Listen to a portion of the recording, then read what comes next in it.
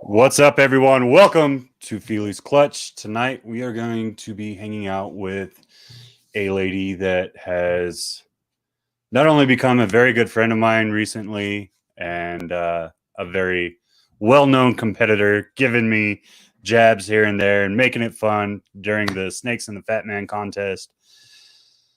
Let's hear it for Miss Kori Martin. Hey, how are you? I'm doing well. How are you? Good. I'm doing well. Doing well. Are you managing to stay awake? Oh, it's gonna happen. I might pass out midstream. It's okay. I've got some caffeine. We'll make it. All right. We'll make it work. If I fall asleep, just carry on. I'll do my part. Don't you worry. Don't you worry. I'm not wasting this airtime. All right. So as I said, Miss Kori is on the Snakes and the Fat Man contest. You can find the link to vote down in the description below. You can also find the link to her IG because I couldn't find her YouTube. Not that she posts on YouTube, but we're going to fix that because I'm not going to let her slack like that. Yeah, I think she needs to get out there and at least have a little bit of a voice on YouTube. Yeah, no. So Sean made me commit to a start date. So it's going to happen January 1st. Yeah. I previously had a channel, and then I, in a moment of frustration, like just deleted the whole thing. So I'm starting over from scratch. But oh man, that's all right. But yeah, so I spent like 2 hours today outlining potential videos because that's the kind of nerd I am. There you go. So. You know what? Honestly, like there's nothing wrong with that. I honestly just shoot from the hip. Like I literally go off of what's happening in my day. But man, I can't. I have to. If I don't have like an agenda, I'll just sit there and stare blankly at the camera. Like I've got to know exactly what I'm supposed to say and have like it's ridiculous. I think that's the attorney in you. Yeah, that's what you guys are. So I was in a debate team in high school. I was actually the president of the debate team for 3 years. Were you? And my teacher used to hate me because I would wear alcohol-related shirts to practice every night. And I'd sit there with a fat lip in my mouth and I'd be like running lines for the case that we were working at the time. But I understand it because you go over the scenario and then you look into the laws and you write down, okay, this is my argument. Well, if they make this counter argument, I'm going to make this one. If they make this one, I'm going to make this one. Yep. Exactly. So I can understand how it kind of falls into the way that your life has taken you. Yeah. Organization and preparing every small aspect of something is very much along your career path. Yeah, no, it is. It's I mean, even, you know, when I'm in court, I have, if I'm going to be actually, you know, doing a cross-examination or that sort of thing, I sit down and have a full outline and make sure that I hit all my points and all that. It's ridiculous, but oh well. So you kind of talked about it last week. Freaking Kathleen. Stealing my thunder. I thought I had you first. I thought this was going to be a big blowout of Miss Kori Martin. You got to ask the question. Now you know when you're booking people. Right. How did you get into snakes? Like how does a lady that is all about law get into snakes? Right. So it's kind of weird. There's not a lot of us out in the hobby or in the legal world. So it basically, I have 2 sons who are both on the autism spectrum. And I had to leave my job because of a couple of years ago, because of an extended health crisis one of my sons had. And as part of trying to get him, he was having very severe anxiety and was having trouble going to school and all of that. And so as part of trying to motivate him, I told him, if you can get this together, we'll get you a snake. He had wanted a snake for a long, long time. We had a bearded dragon at that point. But I had been saying, never in a million years am I going to let a snake into my house. That's not going to happen. And we started watching dumb videos and went to, you know, a couple of reptile expos, and we ended up getting him his first snake. Literally the day after we got him his first snake, I went out to get one for me.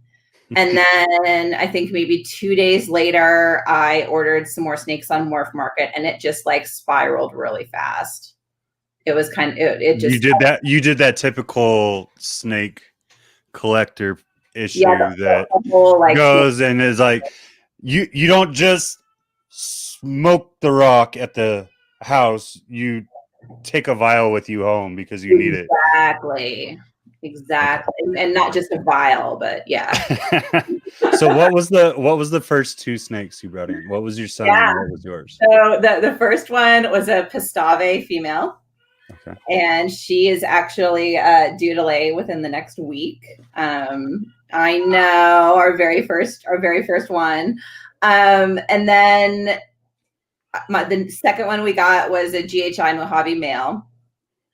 And then after that, I started getting into some recessive stuff. So I got a pied, and I think I got a super Mojave too.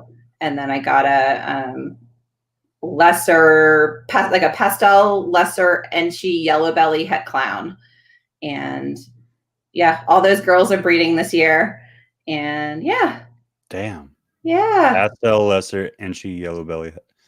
Right off the bat, you went swinging right off the bat. I like it. I know. And so yeah, so she's gonna go to my OD blade clown I just got. So I'm making like ODYB clown stuff. There you go. Yeah. And you mix it into the pie later down the road, and indeed, yeah, all that. And then I have a big hypo clown project too, so it'll all get mixed up together. Eventually, it's all going to become, triple het hypo clown pied, and I don't know. I guess that's wrong with that. Yeah.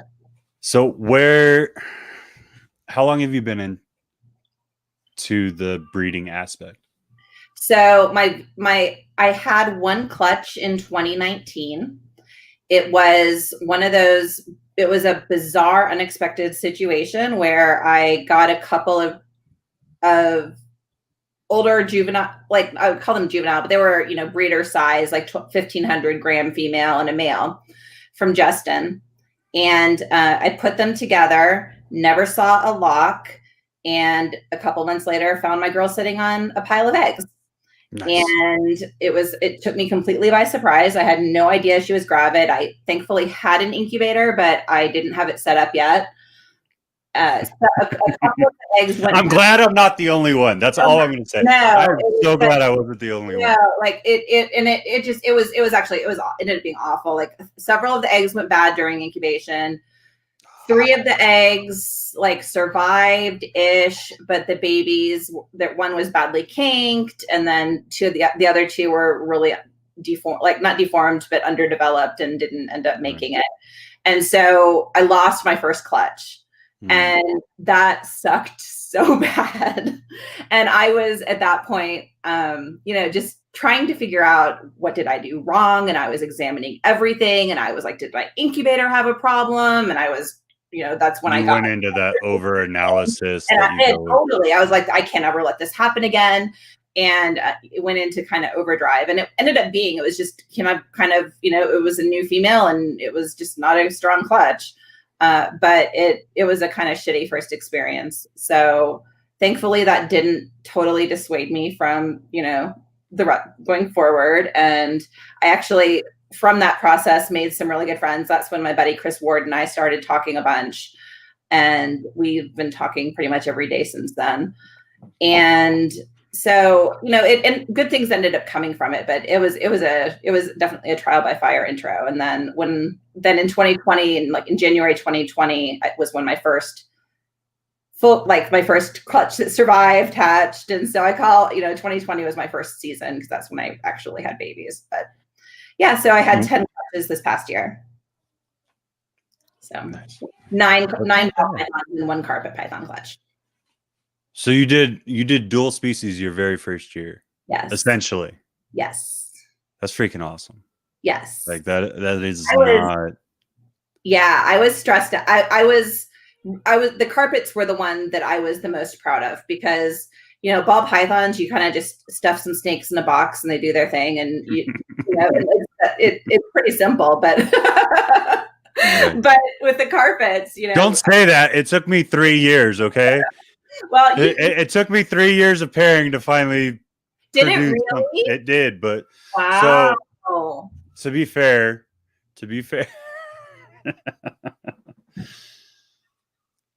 my setup was nowhere near the greatest when I first started. I kept switching back and forth between my garage and one of the rooms in my house. Yeah. And the fluctuation just wasn't. They didn't have consistent. It wasn't exactly. And then the thermostats that I had at the time before I decided to say, F it, I'm dropping the money on good stuff. Yeah.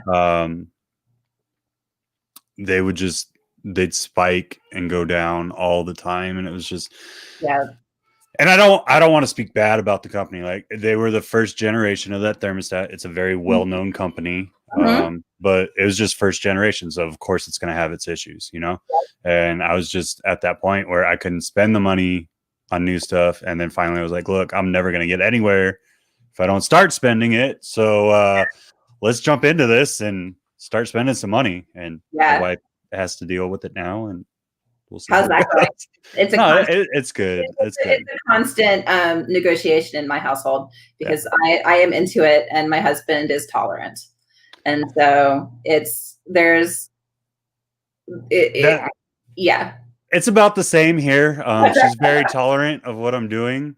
The thing that I'll say is I didn't ask permission. I just kind of did it. Yeah. I dropped a significant amount of money. Figure undisclosed for legal purposes. I'd like to stay married. Right. And then she saw it year after year where I couldn't get things right. And she's like, I think it's time for the snakes to go. Like, it's just a lot of work and we're not getting anything out of it. But once I start showing her the signs and she's like, okay, I actually see the process. I see that it's working. And then we got our first clutch almost 2 months ago. We actually have less than 20 days till they're supposed to hatch. So right after New Year's, we're going to have our first babies. And then we got our second clutch today, as a matter of fact. So freaking awesome. So everything's coming to fruition, and it's really cool because it allows her to see, okay, I wasn't just blowing fucking hot air up your ass. I know what I'm talking about. I can do this. I want to do it with other species because I have 10 species. There's probably 4 to 5 that I want to breed. Potentially 6. I don't know if I want to get into chameleons because of the space that their caging requires for breeding and all that. But I'd really like to at least give it a go one day, like maybe for a year and produce a couple of clutches of chameleons and call it. But predominantly snakes. I want to stick with colubrids and some pythons. But to see it come to fruition is freaking amazing now after 3 years of just being like, oh, here's money. And now it's like, not that it's about the money. Like, the money helps. I want the animals to pay for themselves so that it's not coming out of our pocket, essentially. And as long as that happens, 100%. So, and that helped a lot. So for my husband's buy-in to all of this year was seeing me hatch them out and be successful selling them and all of that. He was like, oh, okay, this is actually a thing and you're doing well with it. And okay, you know, it suddenly made a lot more sense to him. And so good stuff's going to come. So did you start branding yourself pre-breeding, or did you start branding like as you started the breeding process? So I started branding myself pretty much as soon as I started the intention of breeding. So I did not do it the way that you did. I did jump ahead by buying some breeder animals. So, you know, so I kind of, once I got in, I started in pretty quick. Right. So I didn't have years and years of growing things up and then like, you know, all of that, and then God bless that long to be trying and not doing it seems really hard. But yeah, so because of that, it wasn't a huge amount of time that I had between kind of when I started putting myself out there and when I started making clutches. But it was like probably maybe like a good 6 months or so that I had, and I even had another name to my business at first, and then I changed it and all of that. So you've already rebranded within 2 years. I rebranded within like 2 months of starting. So yeah. Nice. Yeah, pretty classy. So you know, super creative to just stick to my name, but oh well. I mean, I essentially did the same thing. The only thing that I did differently was I looked at what everyone writes, and everyone says exotics or reptiles, and I was like, I don't want to do that. I want to do something a little bit different to stand out. Yeah. And I was like, well, everything that I want to breed isn't live bearing, it's clutches, not litters, so let's call it the clutch, and then they have a reason to feel like they're family. Well, then there's also the double meaning of the word clutch too, right? Because there's like the kind of slang meaning of clutch, like, so it's kind of a fun play on words. It's good. I like it. Okay, so Sean is yelling at me in the comments. What was the name? Shane is yelling at me in the comments. What's the name? So the name was Radiant Reptiles, but there were a number of different Radiant Reptiles out there that would pop up on searches and that sort of thing first. And so I did not want to go there. So I rebranded because of that. There was particularly one, I think there was one on Morph Market already that was like Radiant Reptiles Canada or something like that. And even though it was Canada, it just, I didn't have, I was always going to be fighting with other people having similar names. So I didn't want to deal with that. Did you look at their following though? Because you could have pulled from their following. Yeah, that's I'm just true. playing. You could have pulled, you could have done like a lot of the people that, if you listen to all the podcasts going around right now, you just copy someone's name, and then instead of Canada or USA, you flip the country that you're in, and you're golden. And right. Right. And I'd like to see them try to sue me. So great. Yeah. Oh, Lord. So not very many people are as driven about Morelia as you are. I find it really fascinating, especially for a female. Not saying that it's a sexist thing. Don't freaking twist my words, people on YouTube. Don't be going out saying, "Hey, Fealys said women can't keep Morelia." No, but I don't believe that at all. But it's very strange. Like that, Morelia is a very male-dominated. It is. So it's. I mean, I'm trying to think. There's a few women, not a whole lot breeding, but yeah, it is that's true. It is quite male dominated. I've never, in dealing with anyone, felt like it was unusual being a woman, but yeah, I think the fact that they can get more size and they aren't necessarily as docile as ball pythons always. I don't want to hear that. You're gonna get bit sometimes when you're playing around. You're gonna get bit by babies. Yeah. Yeah. But yeah. I have a 1-year-old carpet down here that has bit no one but my son the day that we brought her home. Oh my God. He got bit like right on the rib cage, and he walked up to me and was like, "Dad, snake." And he pointed it out, and you could see the entire oval. Yeah. Now, granted, it was a baby carpet. Like it wasn't. It's not like it was an adult, but no. Literally, she has never bit anyone since that day, and it was just because he probably grabbed her head and he freaked her out. Because while we were setting up her out already and all that stuff. Yeah. While we set up her enclosure, we had her on the counter, and he decided to pull the container and open it, and then I had to search my living room to find her because she was lost. And I was like, dude, I just got this snake.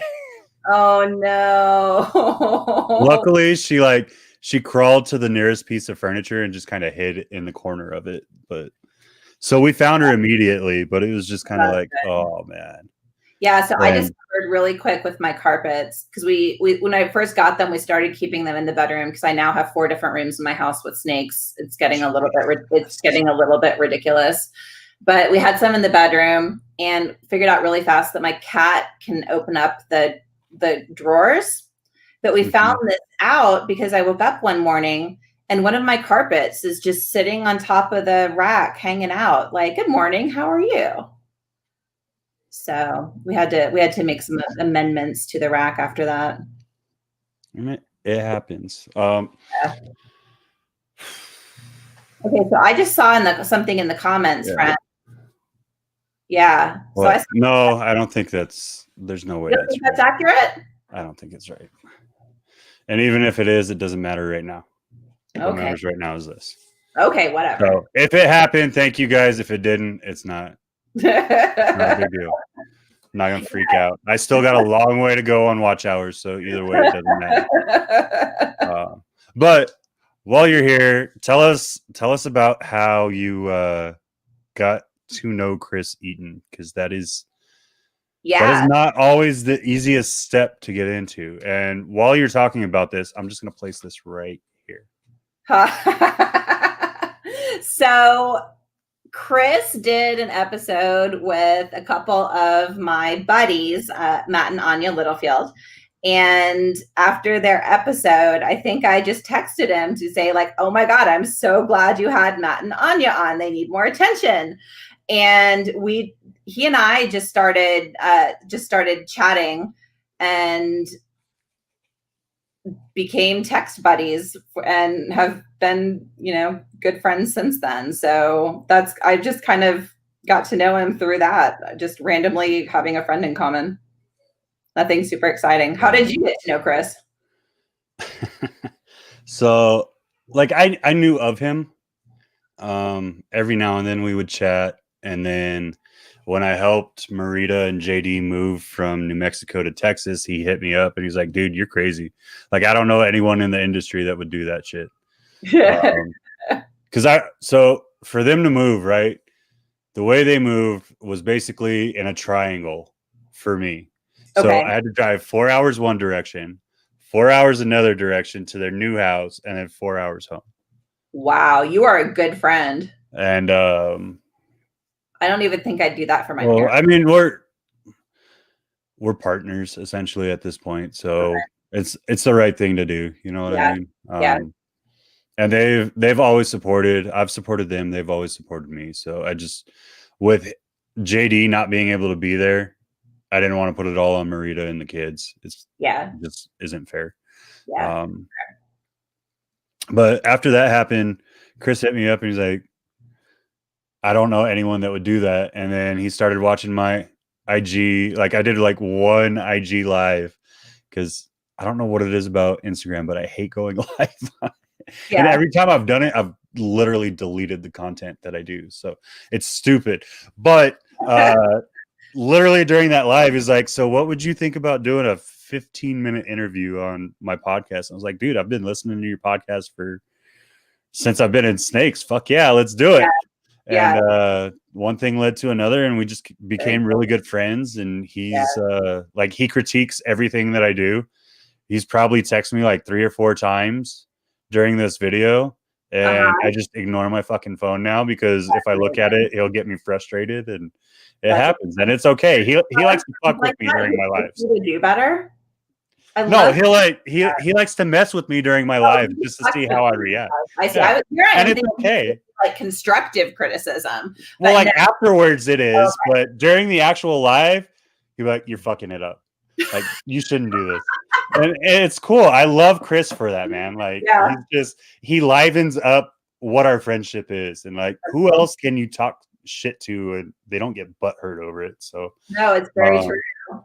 It's a good relationship. And he's a very loyal friend. He is. Yeah.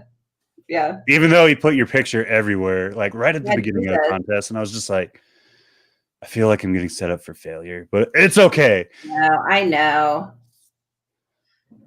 So I'm gonna do it. Shane wouldn't fucking do it. I'm gonna put you in the ringer. Okay. What do you think about the other people in this contest? And don't hold back because you only have like 6 days that you really have to talk to them again. Yeah, no, so that's just a lie because I'm going to continue to be in this hobby, and so are you. And it is not, it might be Chris's brand to call people out, but it is not my brand to call people out. But no, I mean, we've had it's been a fun group. I've really enjoyed getting to know the people. A lot of y'all I didn't know you before this. And so like that's been an absolute joy to get to have. I didn't really know Shane either, and it's been a joy to get to know you guys. You know, Jeremy's there. He's commenting on this right now. Jamie, I want to see Jamie doing more stuff. She's awesome, and I love seeing her do things. She's creative as hell, and it drives me nuts that she is in such a shell. Like I literally.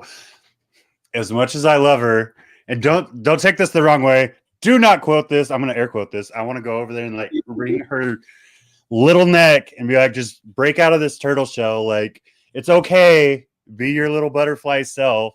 Because she has great ideas. And like when her personality comes out, it's amazing. But it's getting her to break that shell. Yeah. No, I've done She's clear, so I know you heard that. I did one of Chris's Zoom calls and she was on and I got to know her a little bit through that. And then, you know, her interview was wonderful. So it was, yeah. Okay. So Shane said, I'm already on top of it. No. So Shane is a fucking asshole is all I got to say. No. We got it out of her. It's fixed. It's fixed. It's fixed. The fix is in. I want to recount. Oh wait, Chris won't allow that. You know, I'm totally wasting all of my time. I'm going until you're ready to say you're done. What? I'm going until you're ready to say you're going to bed. So. Okay, I'm good. You're not wasting any time. This is no, entertainment for me. I'm not wasting my time. You know, doing this whole contest and doing, you know, putting things out there because it's fixed for Shane. Like that whole idea is ridiculous. I know. It's yeah. Shane, I will give it this. Like Shane is as far as the contest, if he doesn't win, I'm going to be disappointed. I agree. And it's not because I want to win or I want you to win. Shane is the hardest worker in that group. No shit. Like that dude is everywhere at all times, repping Snakes in the Fat Man. He doesn't sleep. I know I don't sleep, and I try to keep up with him. No, he's everywhere I am before I get there. So the man has hustle like no one else. It's remarkable. I have learned so much from just watching what he does and taking it in. It's really it's remarkable.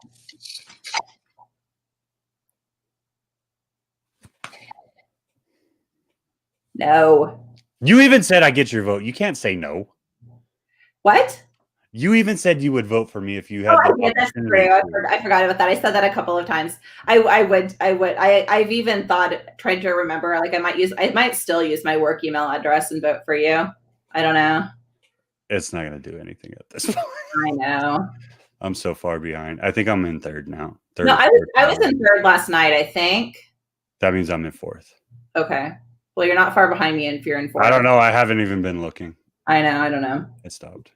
So the prize is a 2-hour full podcast with Chris on the 1st of January, along with some Snakes in the Fat Man swag. Oh, I didn't know about the swag. Mm-hmm. I just knew about the podcast. The swag changes everything. Now I'm going in even harder. Not really. I still have the push-up in here somewhere. Don't make me put it on. Yeah. I don't know that really panned out for me though. So the whole strategy, I don't think I really won over votes with that effort. So I think Honestly, I think you won Shane some votes because he had the audacity to like. I think so too. And take a picture of it. Like, yeah, you're right. I think you're right. I think Shane was for sure the winner there.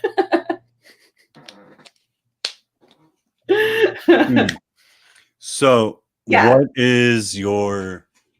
We'll get back to snakes and the fat man. I just lost my train of thought. It happens. Reboot, start, control, alt, delete.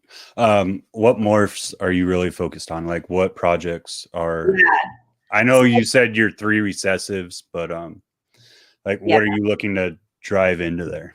Yeah, so the ones that I'm kind of most known for are Huffman, which Chris gives me endless shit about. I love Huffman. I think it's amazing. I have it in lots of things. I'm putting it into various double recessive projects right now. It's incredible, and I'm super excited about it. Love Huffman. The recessive gene that I'm most excited about that I work is black axanthic. It's a line of axanthic that not a lot of people know about. It tends to be, as the name would suggest, much darker than the other lines. And it is being worked by some people like Justin, who are, my animals are from Justin.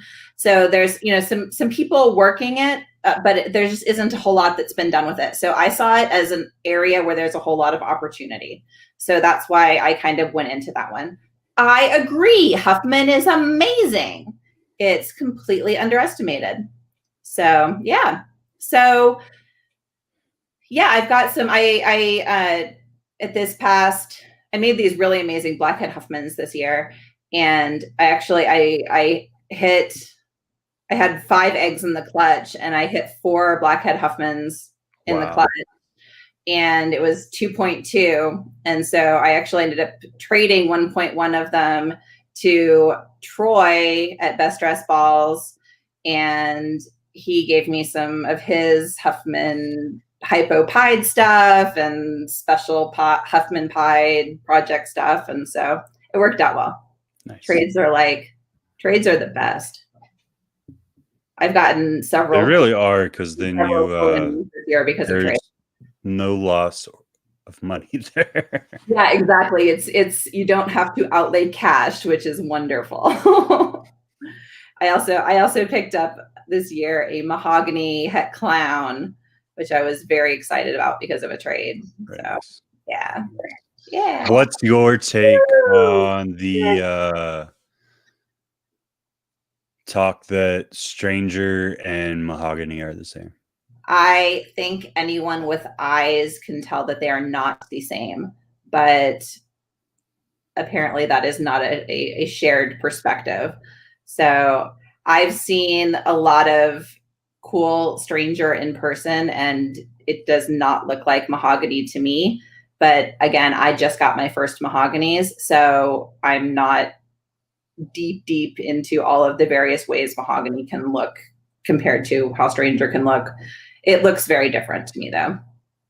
Okay. Do you have any T positive in your collection? So, i.e. Ultramel or Monarch? I have both. And thank you for translating. I do actually know what T positive is. Well, I'm not saying that you didn't. I'm saying other people might. Like, this isn't just about you, Kori. Come on. Fine. Yeah, so I do. I actually just this year invested in a couple of animals. Well, more than a couple. I invested in a pair of double het monarch clowns, and I bought another pair. Not the same. I agree. And I got an Ultramel possible het DG from Ozzy. So, and then a friend don't touch yourself, Zach. Uh-oh. He said he's jumping in the shower, so I had to make it weird. Okay. It just got real weird. Sorry. It's okay. That's the bromance between me and Zach. It's cute. It's cute.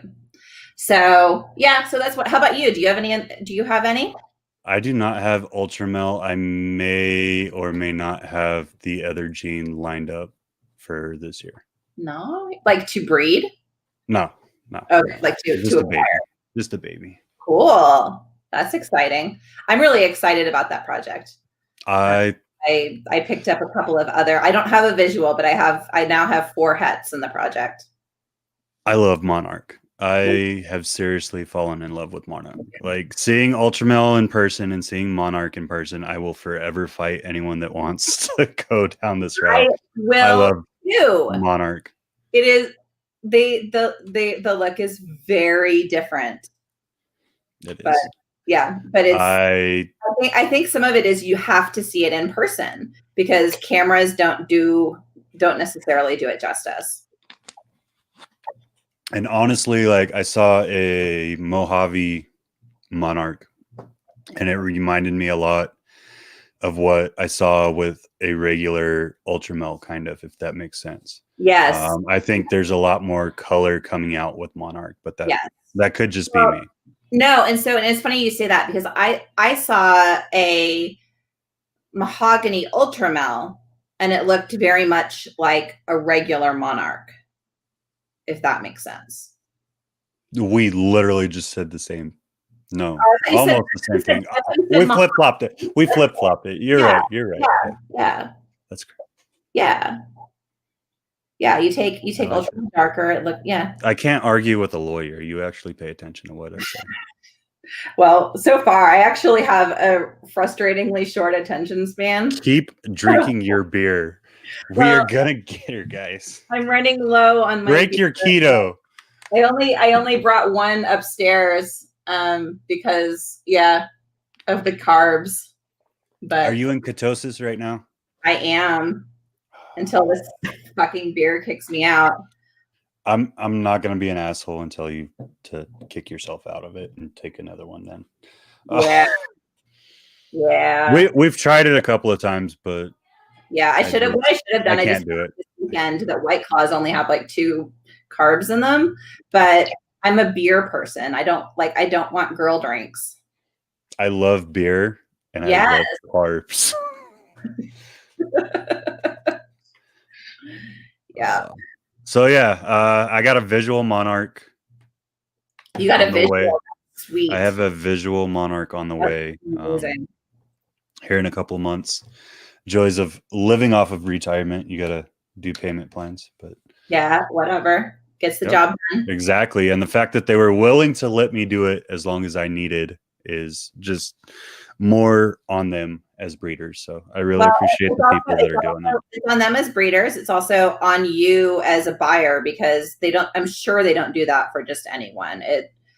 Your reputation matters a whole lot. And so, yep. What's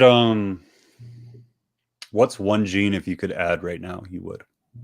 Stranger, but I'm poor. You're such a freaking, what's it called? You're a fad chaser. You're a fad chaser. That's what you are. I know, but I haven't bought it, but I really like it. But otherwise, maybe Cypress. I don't have any Cypress or Bongo. And so I love Bongo. Yeah, me too. Yeah, no, I agree. How about you? Besides Monarch, I'd like to add probably I don't know.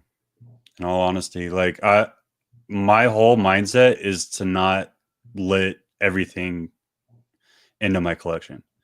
Yeah. Because I can't handle it myself. I want to keep it to where I can handle everything myself. I would definitely add Bongo into my collection. Mm-hmm. As far as another recessive, there's a line of Ghost that shows up almost blue, but it's a line bred Ghost. So like, you know how you have the 5, there's like 5 not different like ghosts. Green Ghost, but it's actually a line. Right. So it's not a green pastel. It's just a normal. It's not a true Ghost. It's a hypo, but instead of coming out as just regular hypo, it came out with a blue tint to it. So it's almost neat. When it goes into shed, it's almost how do I want to explain it? Almost like a really faint lavender. Oh, It's cool. just freaking gorgeous. I love it. Wow. I haven't heard of that. And yes, Hannah, I would steal those panda pieds in a heartbeat, but your dad would kill me. I've literally grabbed that snake out of her hands to act like I was going to shoot it and walked away while her dad was watching just to see what he would do. The other one that I don't have in my collection that I would love to have is actually calico. I don't have any calico or sugar stuff in my collection. Really? Yep. Yep. I don't know. Like, I think the white sides, I think it does some really cool stuff if you mix it with the right genes, but you have to be very specific about what you put it to. For sure. For sure. I really like a lot of the like super OD YB calico stuff that I've seen, but you know, in that situation, it's the combo that carries it, not just the calico. Right. Yeah. But yeah. And it's very much so what line of OD you put into that. So, well, because I've seen both. Like I've seen Ozzy's line, and then I've seen other lines that were put out, and there's a major quality difference between the two of them. I won't say that either one of them looks bad, and get the one that fits you, but I'd go with Ozzy all day, but that's just me. For sure. Yeah, the OD Blade Clown I just picked up, but one of the reasons I bought it is because it was an Aussie bred animal that someone else was retiring, and I was like, I need that one. So, yeah. So you said you were at, what was it, 10? You said 9 ball python clutches and 1 carpet, right? This past year was 9 ball pythons and 1 carpet. So this so this coming year I am going to be pairing, I have 39 ball python pairings and 2, maybe 3 carpet pairings. I was originally going to be doing 3 carpet pairings, but I put 2 of the animals together and they started combating, and it looks like I have 2 males. So that was a bummer. Yeah, I still need to probe the one, but it's looking like 2 males. Are you a prober? Do you just probe? No, I'm usually a popper, and this one I had already tried to pop, and it was indeterminate. It was either a male that was holding on to its peens. It's a really, really feisty one, and so I didn't want to mess with it too long because it was in the process of pooping on me while I was doing it. But I'm gonna have to probe it too, just to call it. But normally I pop. How about you? All I do. That's all you do. Is pop. Yeah. So I won't lie. I practiced on all of my snakes except for when I had Amazon tree boas, because if you pop them, you can actually hurt them extremely bad. So. Yeah. But yeah, all my pythons I've popped, I've verified myself. I went to a couple of breeders and learned how to, and then I practiced in my pet store here locally a couple of times, and kind of got the feel down for it. And then I started just working through all my animals and verifying. And so I know what everything is, thank God. I've been lucky enough to have everyone mark everything right so far. That's good.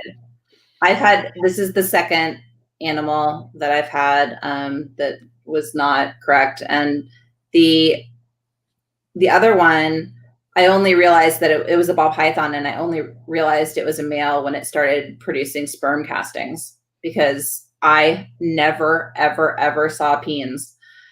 And I probed it, and it was indeterminate from probing. But yeah, it was a weird one. It might have been it was some kind of intersex animal. I don't know. But it did like those African bullfrogs and it switched sex in the middle of it. Something like that. But yeah, so it's only been those 2 times though. So not bad. Terrible. But yeah, it was a carpet that I really didn't have any business breeding anyway, because it's kind of it's going to make a mutt monstrosity. And I tend to be kind of a purist on my carpet stuff.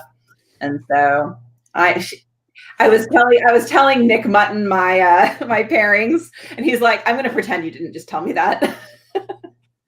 So it's probably for the best. It has honestly become my downfall when it comes to Morelia, retics.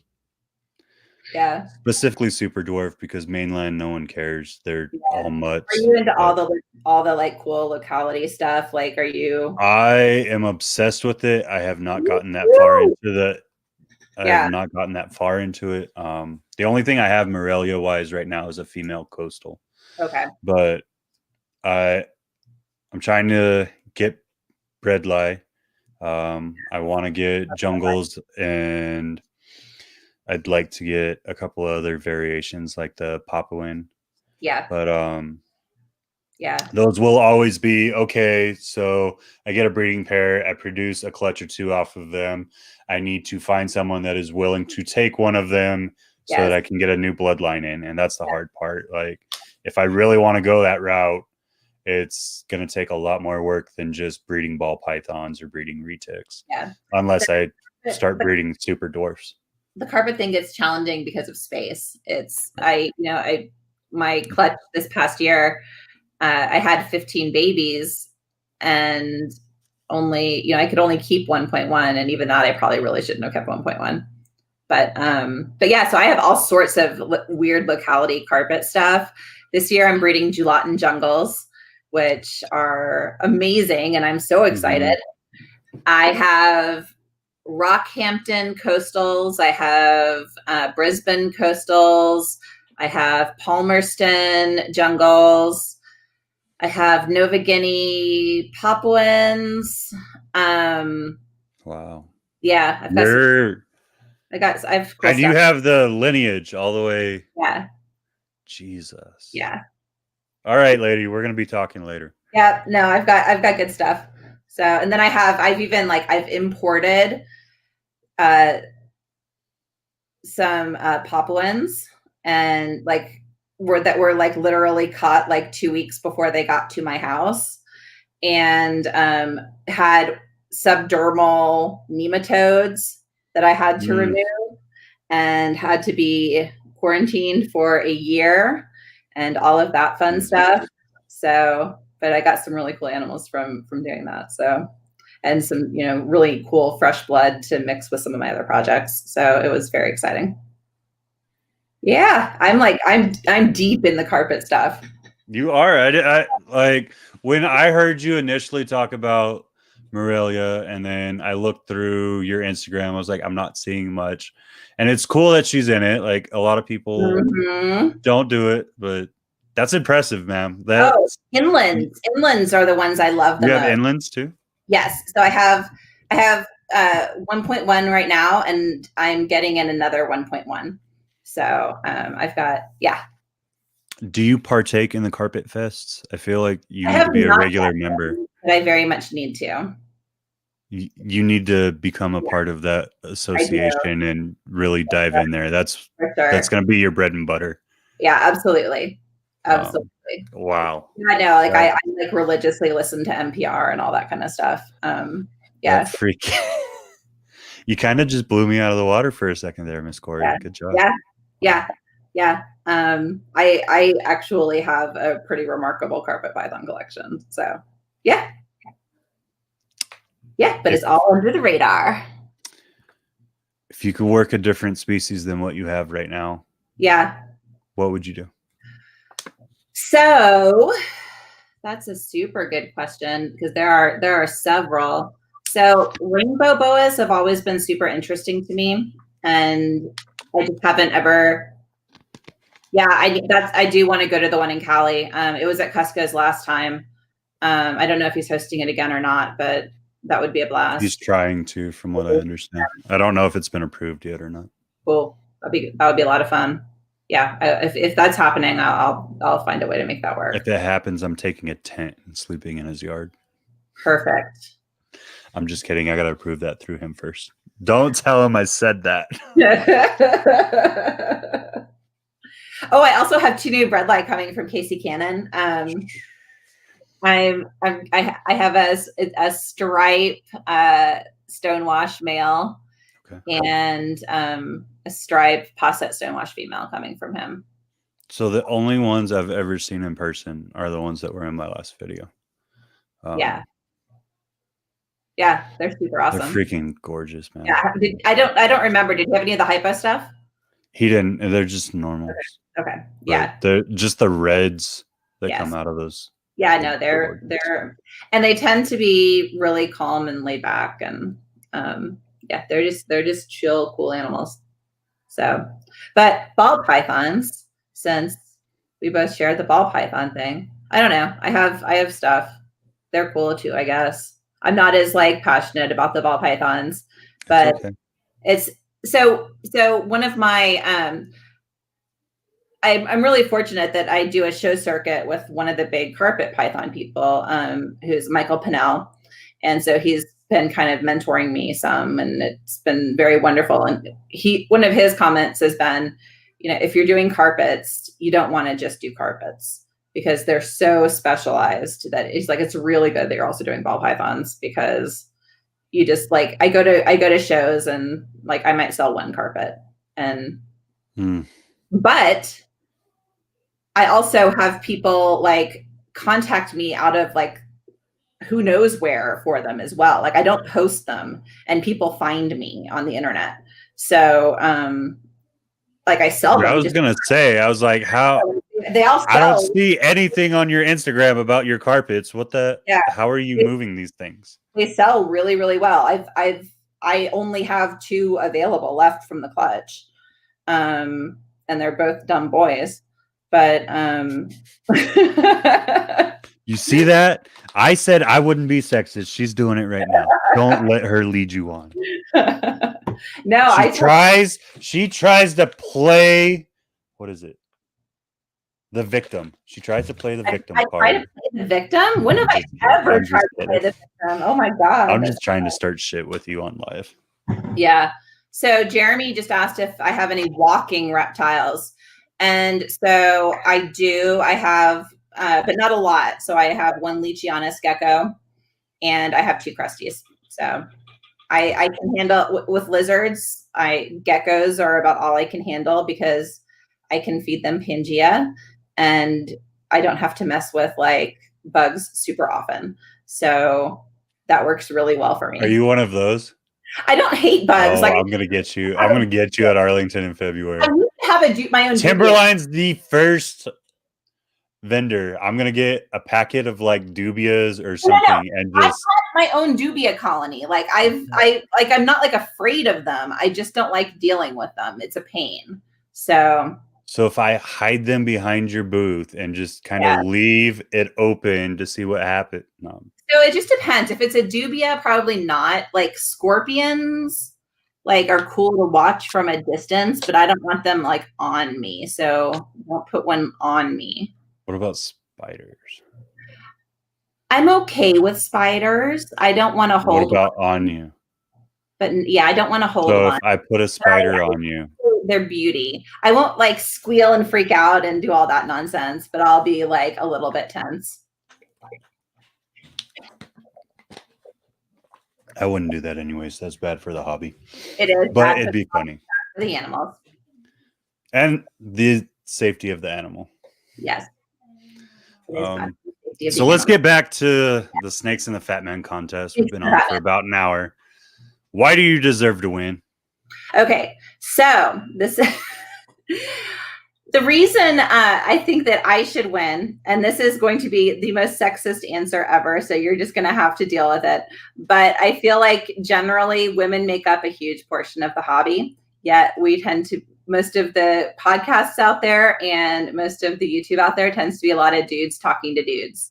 And I feel like in general, there needs to be like more visible women in the hobby and more representation by women in the media associated with the hobby. And so that's, I mean, and granted, the same thing would apply to Jamie. So if you don't like me, vote for her. But I think we need more representation by women in the hobby. So, and you know, you can call that sexist if you want, but it is what it is. There are lots of women in the hobby, lots and lots of women in the hobby. So, and you wouldn't know by watching all the dudes talking to each other. I think you're just jealous of the bromances going on. I am jealous. I'm just kidding. I can't tap into the bromance. You're in the really awkward Texas Reptile Collective. What are you worried about? I've got the mafia behind me. You got the mafia behind everything. That's why you are giving me a fight right now. That's what I'm going to put it to. Even though me and JT are veterans, and I have a very small role in the REPTICHIP brand, which if you need REPTICHIP, you can go down to. I'm not a distributor. I'm just an affiliate. Oh, cool. I wish I was. There's someone that's not too far away from me that got there first. It happens. It is what it is. Get it. But sorry, if you need REPTICHIP, there's a link down below if you want to get a couple blocks. Right. I'm a loyal REPTICHIP user as well. Right. Yeah. The only thing that is not on REPTICHIP is my colubrids because they don't do very well with the humidity. I don't keep my carpets on them except for females that are going into laying eggs. Otherwise, I have them carpets on paper because they just don't need a huge amount of humidity generally. And then my colubrids are in aspen. So it's just the ball pythons on REPTICHIP. So what do you think has been the strongest portion of your campaign thus far? That's a good question. Oh, so what I think the strongest portion has been reaching out to, is just dumb, like reaching out to people I know in general life and saying, hey, support me. It certainly hasn't been any of my social media stuff because I just don't have the following for it. I do though.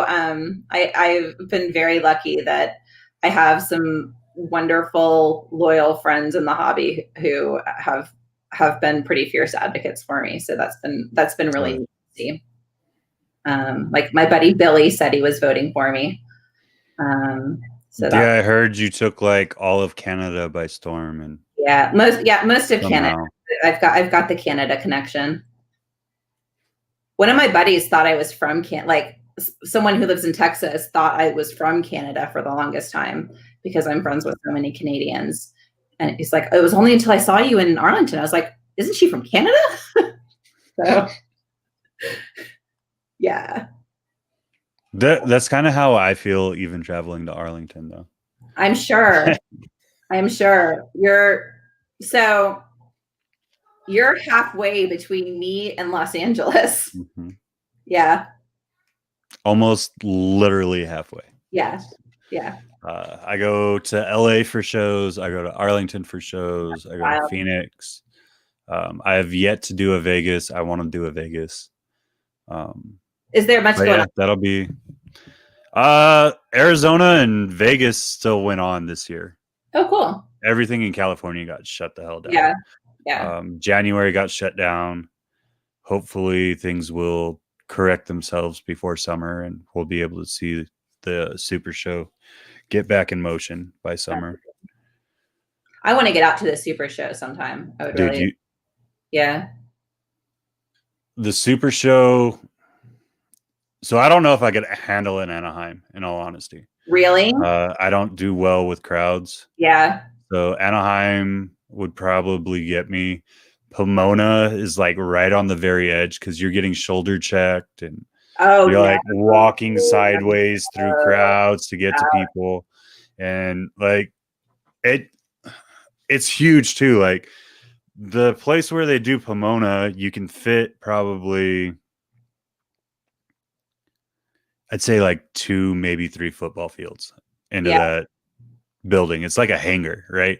Yeah. And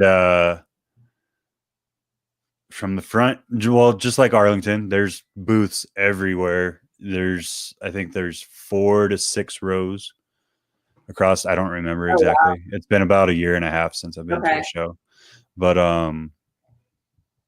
it is literally packed shoulder to shoulder the entire time. Wow. Like I'll go about an hour going through booths and talking to people, and if I'm not filming and taking that break to film with somebody, Yeah. I literally have to step away and get outside or step to the corner of the wall to where I could get a little bit of space and just be like, hey, can I hang out behind your booth for a second? I need to chill out. Yeah. Yeah. Wow. Thankfully, Cali has something that legalized that helps me, so I can. It helps with the anxiety a little bit. A little bit. Yeah. I can't do that at home, but far away from Colorado either, so. Yeah, but all our family's in Texas, so well, the majority. Yeah. So it's just easier to stay here. Maybe one day. If not, then I'll just do it when I travel.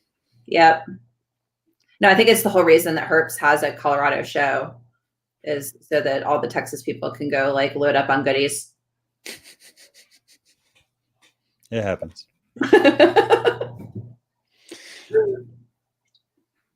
What are you talking about? I would never miss one of those shows. They're amazing. All 8, what is it? 8 tables you have there, Marshall? Oh, there's a North Dakota show. That's so sweet. Aw. I got off track. So you're on a couple of the circuits. Yep. What's one show you've been or you haven't been to that you really want to go to?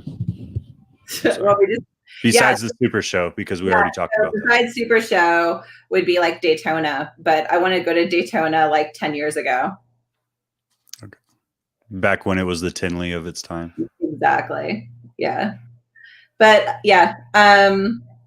But otherwise, yeah, I've been to Tinley before. I like going there. I'm probably not going to vend just because of my personal schedule, but 10 tables. But yeah. How about you? Where would you like to go? I really want to hit Conroe. I've never been to Conroe. Conroe is fun. Chris is coming this time. You can like hop on over.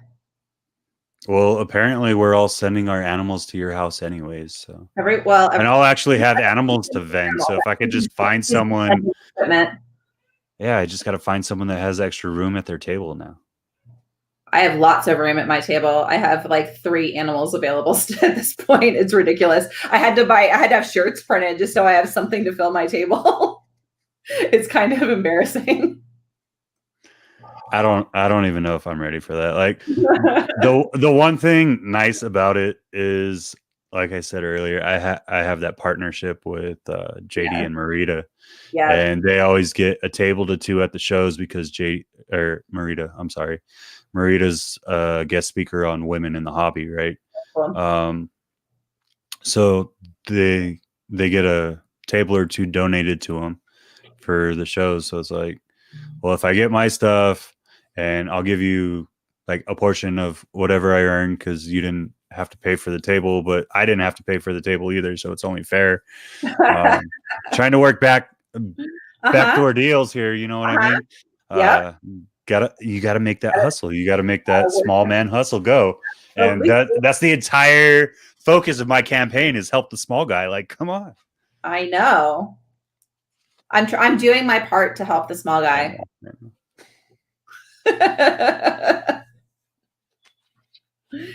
So where do you? Oh, go ahead. No, I was gonna say. So you just got your second clutch. So what else do you have going this year? So I have a Bell complex that she should be. I'm gonna say probably a month or 2 from Avi. Just from the signs that I'm seeing. Mm-hmm. And then I have a bunch of GHI clown stuff going. A lot of it's going to be going het wise. just because I'm young into it. But Mm-hmm. we'll be doing that. I'm bringing in a possible 50% possible pet clown already. So we'll see if that proves. But yeah, that's the main focus for me. Like, I really want to play with the GHI clown.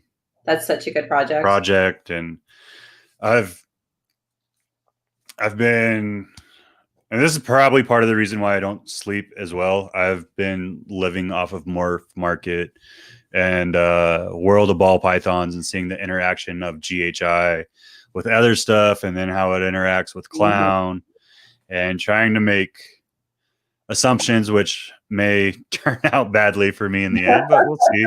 I think I have a couple of ideas to take it in a new light. House where you've got like string and like little cars. No, I'm not that bad yet. It's all up here. That's the bad part. Is like I have a very, what I like to perceive as a photogenic memory. It may not be.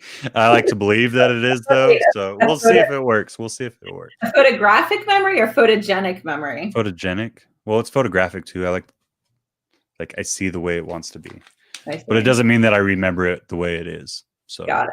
Okay. Photographic or photogenic. Interesting. Interesting. Cool. I've been drinking and I'm sleep deprived, woman. Quit going lawyer on me. Well, where do you want to see what you're doing go? Like, are you going to stay small time? Are you going to just keep it a hobby, or are you going to try to expand it into a full-time gig? So I don't think I want to do it full time because I enjoy my job very much. And it's taken me a long time to find a legal job that's actually like manageable and sustainable for myself. And so the fact that I have that now, I kind of want to hold it tight and dear and cling to it forever. So yeah, I don't anticipate going like crazy huge with it. I want to keep it. I want to keep it in my house. I don't want to get to the point where I'm like needing to move to some kind of separate facility or hire staff or that kind of stuff. I'm probably going to have to just be, at some point, I'm going to have to start clearing some old breeders out to make room for new breeders and that kind of thing. There's going to be a limit. I'm not quite sure what that limit is right now. I'm definitely at my limit for what I can produce for feeders. So that's a challenge for me at the moment. I cannot feed my full collection myself. So the added cost of having to buy feeders sucks. I hate it so much. Yeah. So it's very tough. Like I'll tell you. So we did feeders for about 6 months. I went from basically 3 breeding groups to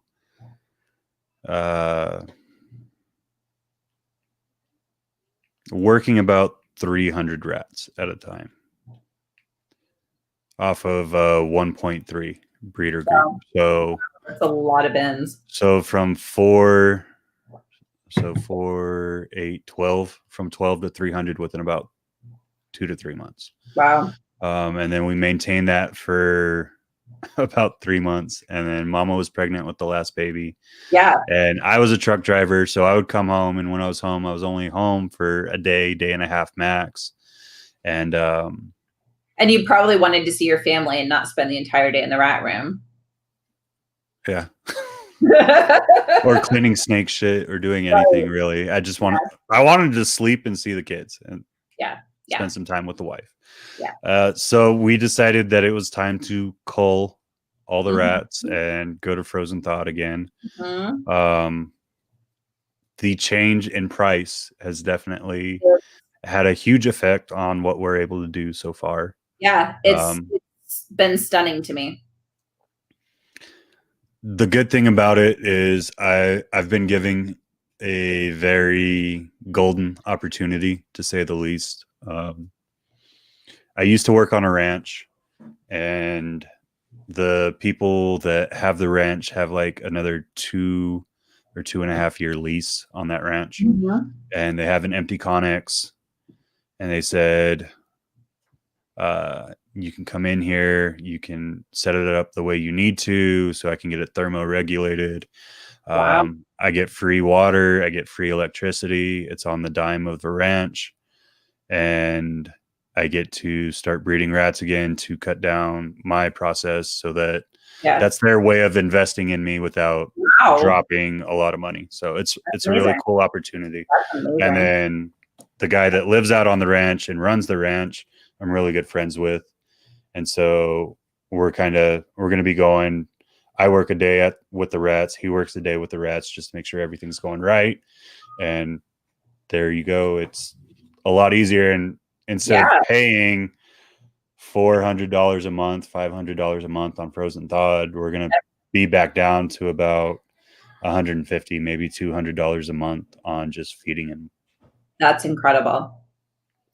That's incredible. I'm at the point right now where I'm paying $500 a month on feeders, and I have a garage full of rodents. Jeez. And that's not fun. Yeah, see, and it's hard to deal with, and it's one of those that, especially if you're in feeders, because those racks are so small, man. Like, as bad as this sounds, those racks are so small, it's easy to fit another rack somewhere.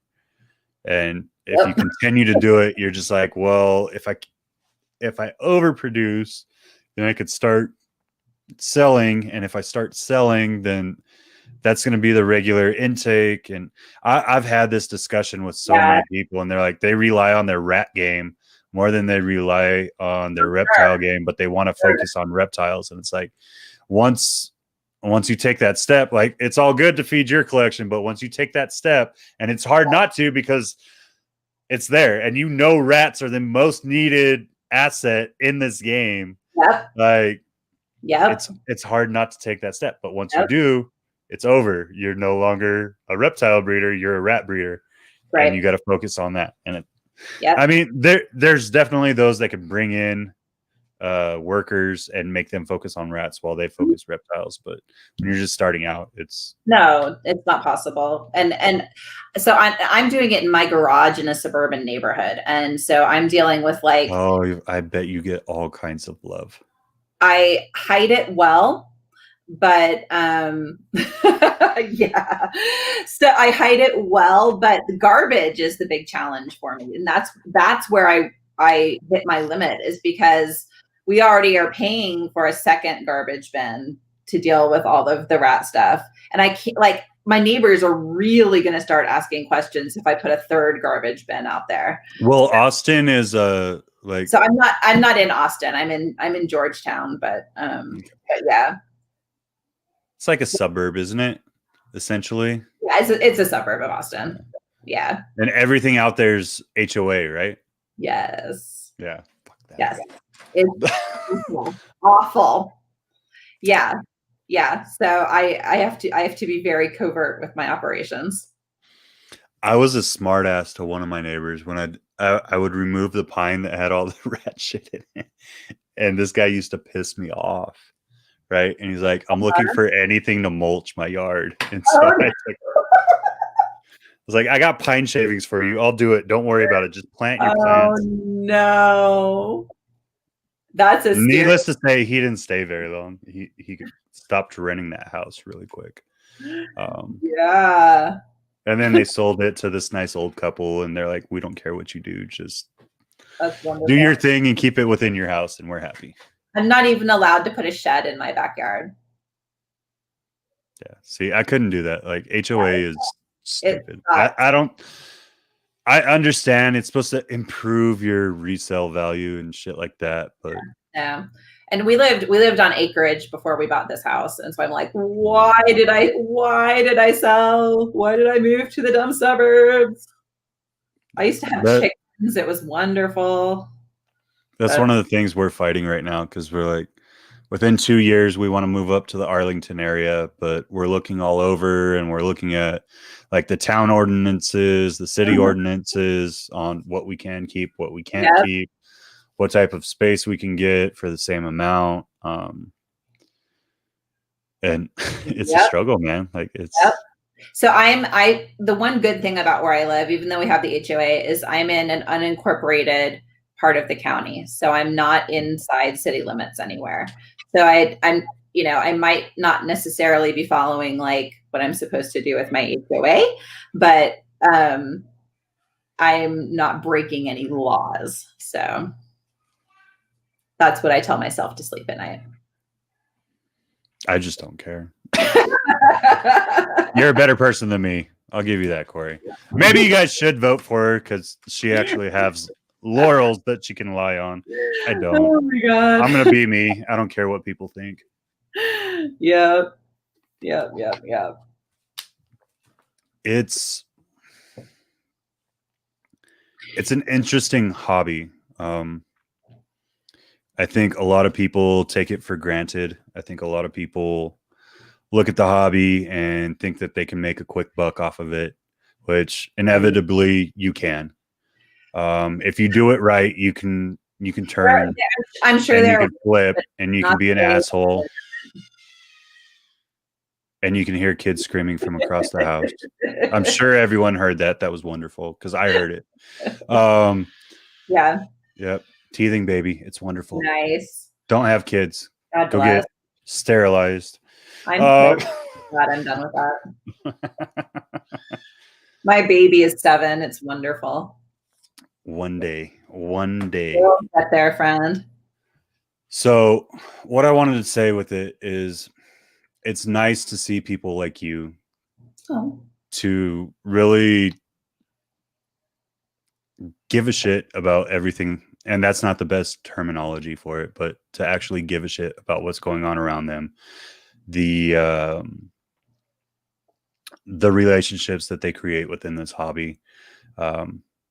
It's hard to always not just follow the popularity in this hobby because the trends are so up and down. Like if this was a legitimate business for anyone, their graph would look like this every week. And it's amazing what you can see happen. But I think you've stayed rooted very well. I think your loyalty keeps with the people that you're loyal to.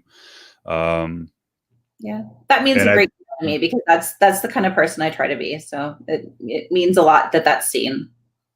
So I want to applaud you. I want to give you an opportunity to say what you want to say because I have kind of been guiding you all night. So let the perky, happy, a little bit tipsy Miss Kori come out.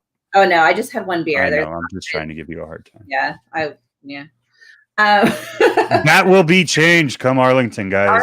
No. You will see a drunk photo with me and Kori come Arlington. It's going to happen. Many things consumed, but yeah, it'll be fun. So I don't know. I don't have a lot else to say at this point. I think we covered most of the high points. I would just like to direct people to my Instagram, which is Kori Martin Reptiles, and is apparently down below. And please give me a follow. I'll be starting a YouTube in January. And hopefully I'm still trying to figure out what I'm putting out there, but hopefully it'll be something and not terrible. So I don't think that it'll end up terrible. I think you're overthinking it. I will tell you this.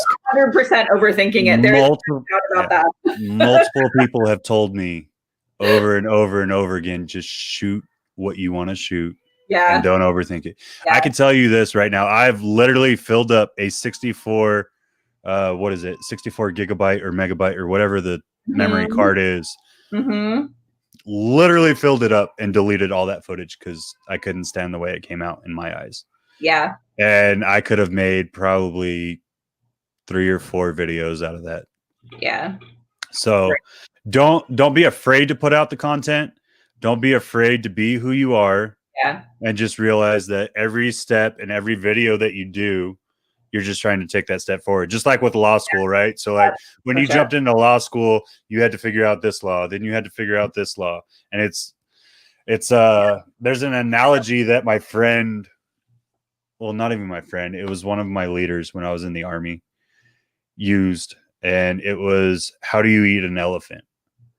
And I know that sounds weird. It kind of pulls you out of it, but how do you eat an elephant? And it's one bite at a time. One bite at a time, the same way you eat anything else, right? So it's all it is, man. Yeah. Like, just make each video better than the last.